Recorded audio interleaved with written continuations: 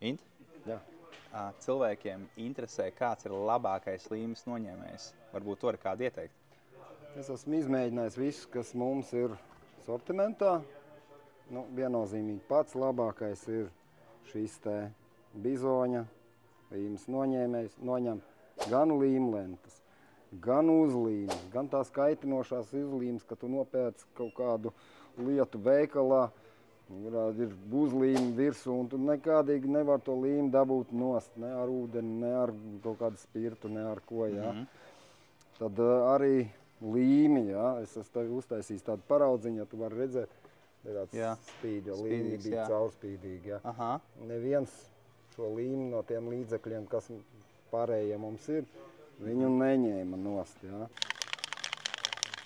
Sakrapam jau tur bumbiņi iekšā ir, un pūšam virsū. Viņš ir zeltens. Jā, es te uzpūtīšu biezākā kārtā, uz tām līmlentām varbūt plānākā kārtiņā vajag, jo pat tā līmlenta uzsūks, jā. Un kaut kādu minūti varam gaidīt. Nu, nav ieteicams kaut kādām ādas izstrādājumiem, audumu izstrādājumiem. Ņemam nost. Opa. Un viss ir tīrs. Un lūdzu, līme ir noņemta. Kāda cena šim? Kaut kāda nepilna 9 eiro.